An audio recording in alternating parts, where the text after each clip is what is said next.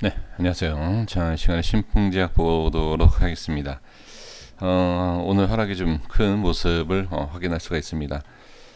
이 가격대를 말씀드렸었던 것은 일주일 전에 자, 여기에서 제가 말씀을 드렸습니다. 뭐라고 말씀드렸냐면 37,000원 영상 확인해 보시면 될 것 같고요. 34,700원, 37,000원 이 가격대만 유지하면 된다라는 말씀드렸는데 그 다음에 이제 유지하고 지지받고 반등이 나온 것을 확인할 수 있고요. 그리고 저번에 자 이제 이후에 상승이 나오고 나서 바로 이 전 영상에서 뭐라고 말씀드렸냐면 흐름에 대해서 매수, 손절, 추가 매수, 대응에 대한 이 가격대를 따로 말씀을 드려봤습니다. 자, 이 가격대를 보면 여기에서는 이 위치에 있어서 지지가 돼야 되고 반등이 되는 것이고 그 다음에 올라갔다가 빠졌을 때는 위치가 다르죠. 왜? 올라갈 때 캔들과 흐름이 다 다르기 때문에 그래서 이때 말씀드렸었던 게 바로 이 상단에 대한 이 위치, 그렇죠? 이 위치를 말씀드렸고 대충 그려볼게요. 그리고 이 캔들이 중요하다라는 것 분명히 말씀을 이렇게 드려봤습니다. 그리고 다음에 봐야 될 자리는 이 하단이다 이렇게 설정을 해서 말씀드렸는데 지금 흐름을 보시면 자 이렇게 말씀드렸고요. 확인됐고요. 자, 그러면 이제 여기에서 이제 말씀을 좀 드려봐야 될 게 뭐냐면, 이제 분명히 이제 손절에 대한 것과 대응과 매수, 눌림, 이런 부분에 있어서 자 보시면 이 위치에서 개파락이 생기고 어떻게 개파락 이후에 저항이죠. 갭 하락 이후의 저항은 뭐다? 위험하다. 이거는 뭐 제가 너무 많이 말씀을 드리고 있는 내용이기 때문에 거기서 그러면 가장 빠른 손절 대응은 어디다? 여기 말씀 드렸고요.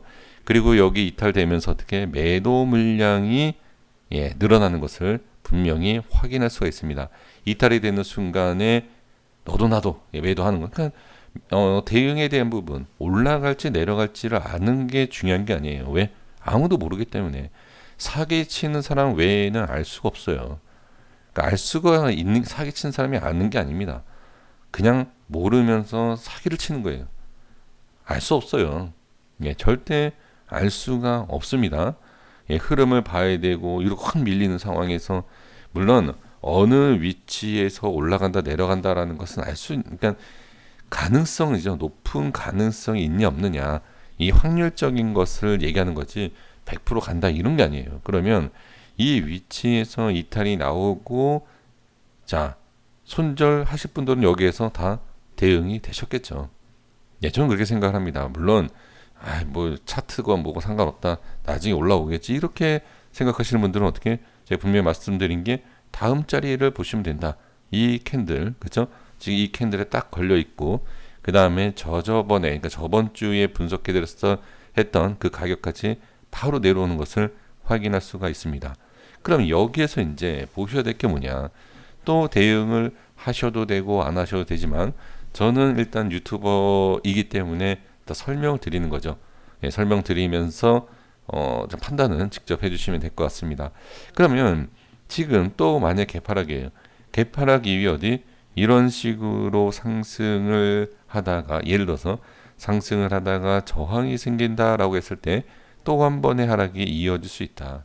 저항이 생기면 그래서 내일 개파락 이후에 반등이 나온다든지 또는 반등이 나오고 나서 다시 눌린다든지 이 부분에서 꼭 확인하셔야 되고 추가로 만약에 하락이 나오고 이탈이 시작이 된다라고 했을 때에는 다음 자리인 3만 원대를 초반이죠. 3만 원 초반을 보셔야 된다라는 내용을 같이 한번 말씀을 드려봅니다.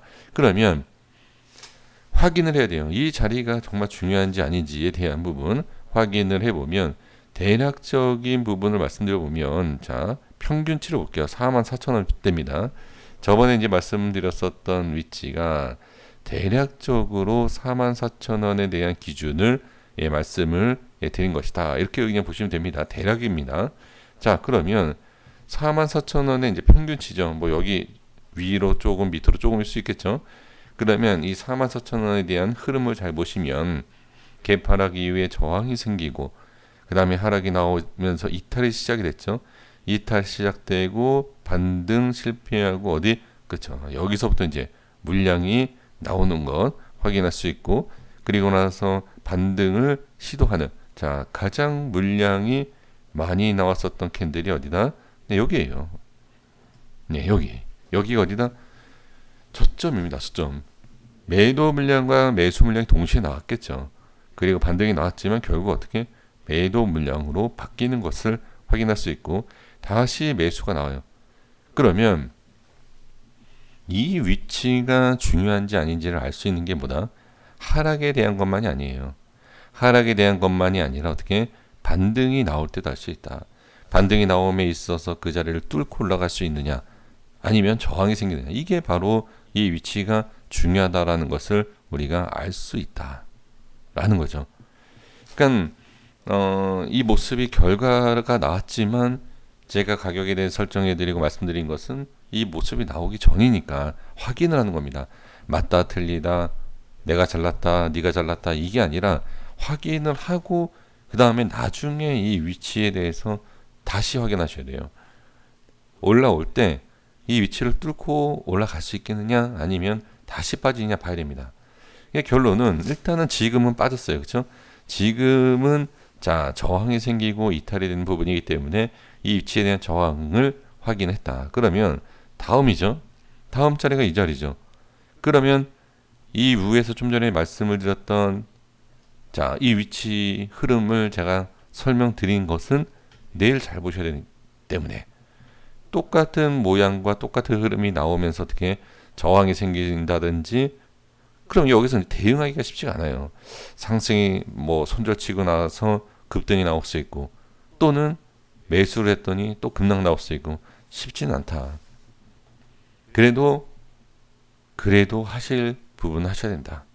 대응은 어떤 결과가 나올 것을 예상을 하고 하는 게 아닙니다. 모르기 때문에, 현재 어떤 모습이 나올지를 모르기 때문에 하는 거예요.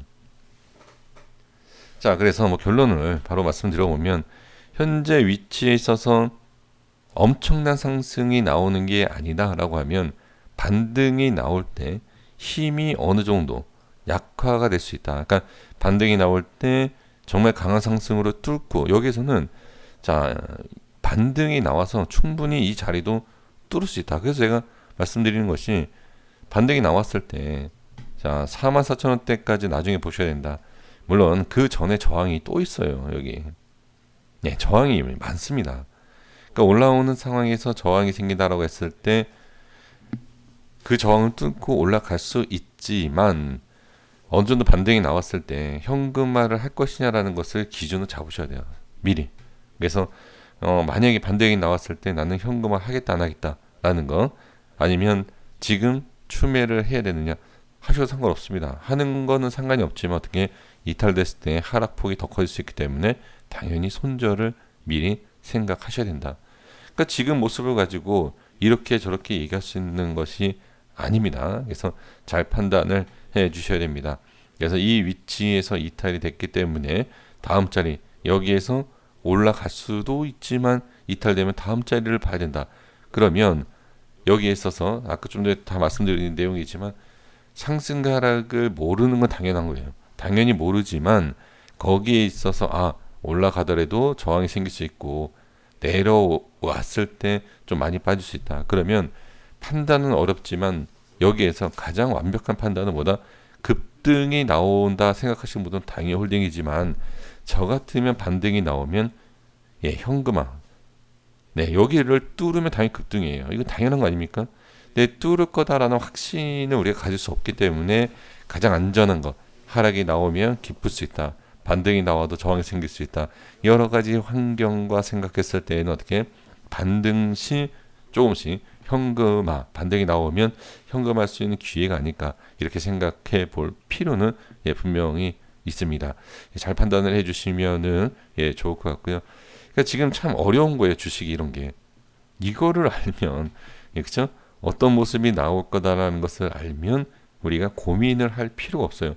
이렇게도 될 수 있고 저렇게도 될 수 있고, 이런 건 누구나 얘기할 수 있어요.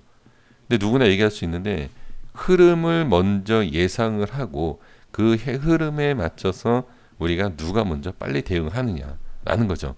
그래서 어려운 판단과 어려운 내용이지만 그 어려움에 있어서 결정은 분명히 해야 된다라는 거.